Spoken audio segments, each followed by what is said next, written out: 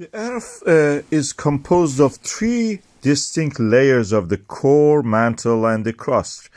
And the mantle of the Earth has convection cells, is hot, and the hot material rises. When it reaches the surface, it creates cracks in the crust of the Earth. We call it lithosphere.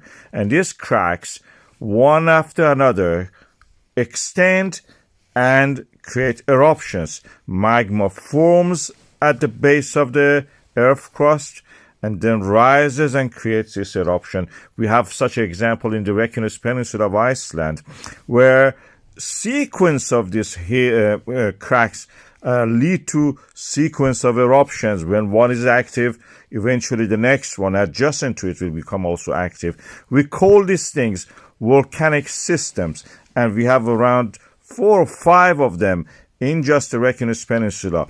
We have now the eruption in the area of the Svartsengi, and usually when one starts, it extends all the way to the north of the Iceland eventually. Over centuries this happens.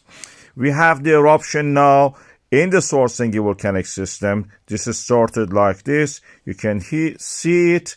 And then now we are having a cluster of the earthquakes in the westernmost part of this peninsula, in what is called as a Hengill volcanic system.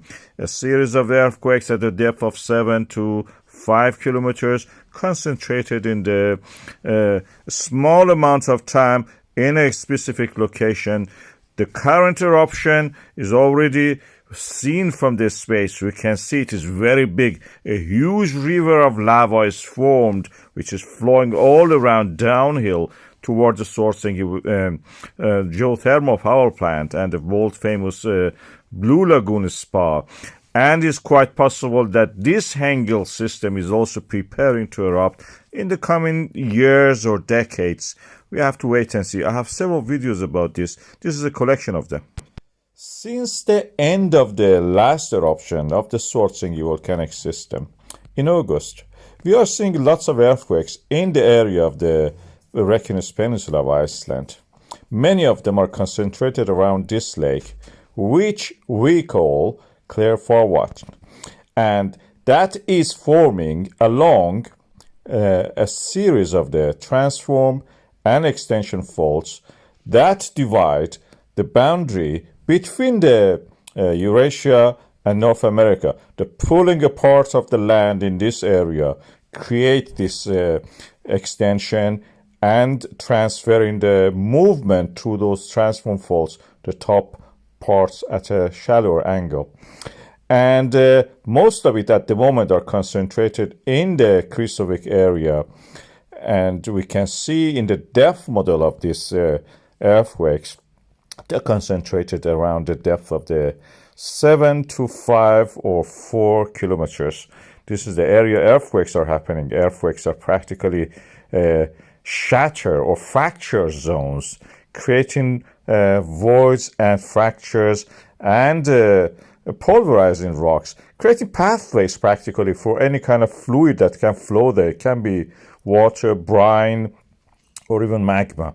In this case, in this area, if you have a magma reservoir at the depth of the 12 kilometer, which is in the case in the Svartsengi, that can feed these shallower reservoirs, which are formed by these earthquakes, and create a shallow magma reservoir. We have it in the Svartsengi volcanic system, where this shallower reservoir, like an aquifer, fills up and every now and then erupts as a volcano in this area, as a fissure eruption, actually, I should say.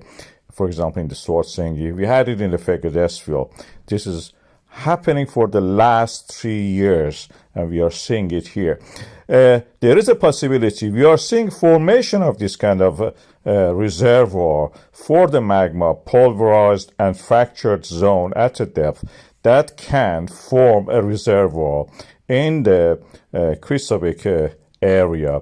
This area is, of course, a volcanic system.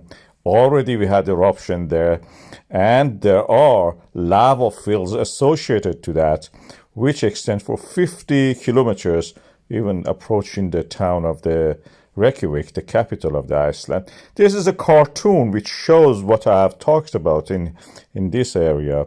And the extension, as we know, is happening in this fashion, that one eruption in one area, for example here, as you see in the lava flow marked, that's, for example, Svartsengi, eventually will lead to eruption in the adjacent area, which is this purple area in this map, and create another volcanic system. The Svartsengi may cease to erupt, but the Krýsuvík eventually will start and take over. As the eruption gets more difficult in the Svartsengi, Krýsuvík, building its reservoir, will be the next one to erupt.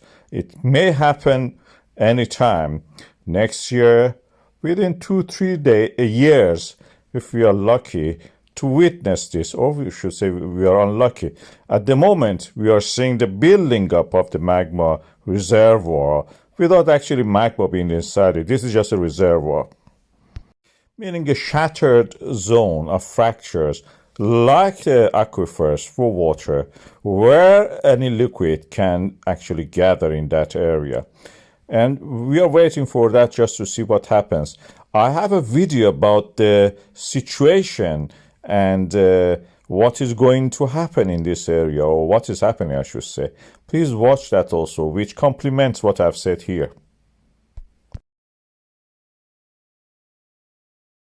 We have a series of earthquakes, about 17 of them, concentrated in a small area in the Reykjanes Peninsula of Iceland, around the lake Clearwater.